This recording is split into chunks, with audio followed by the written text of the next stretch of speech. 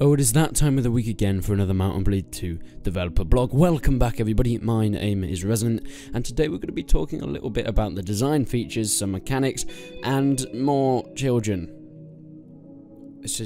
I'm going to be put on a watch list at some point if I keep talking about children in videos. Anyway, these are not children in real life, it's Mount & Blade children, so who dropped something downstairs?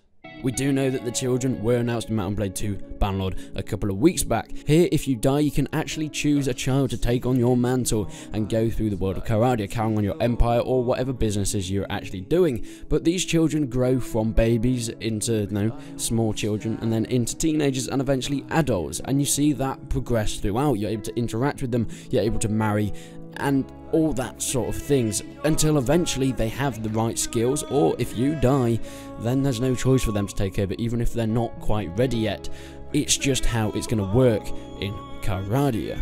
The transition of babies into childhood and childhood into adulthood has been something that they've been focusing. They kind of want it at Tale Worlds to make sure that it's a smooth transition and that they all have different roles throughout their life cycle. Because of course, a baby isn't going to be like, oh, I'll come and help you in a battle. Oh, it could do. And actually, the things we're going to be getting onto later, it's highly possible. Now, for some reason, they mentioned in the same thing about how focusing on a barter feature.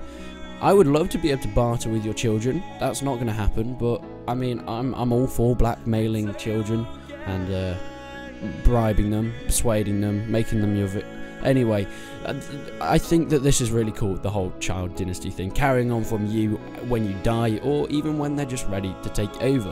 I don't know how it's going to work with their skills, if that's an automatic thing, or somehow you're able to sort of guide their way through their early childhood, because you are able to interact with them, so maybe you can sort of, sway the way that their skills and their way and the way they play throughout the game is, but we don't know just yet.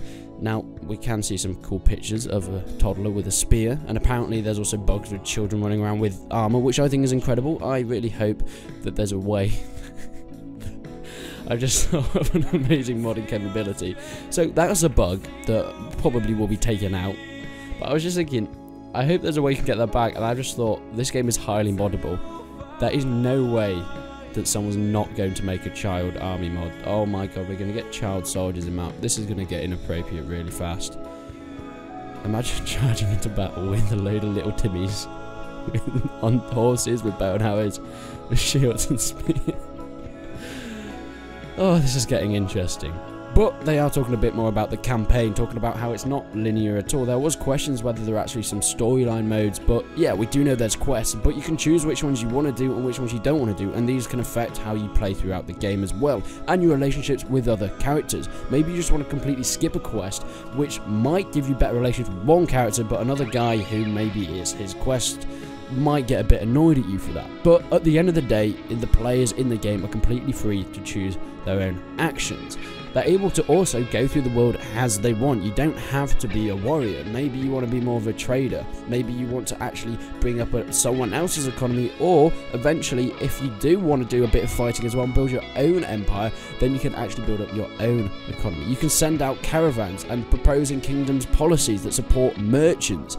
You can do this whole trading side of it as well, which we didn't really see in Warband, which is really nice to actually get in this newer game. But of course, there's always the option to become a warrior, to recruit your armies, and to absolutely slaughter the rest of Karadia.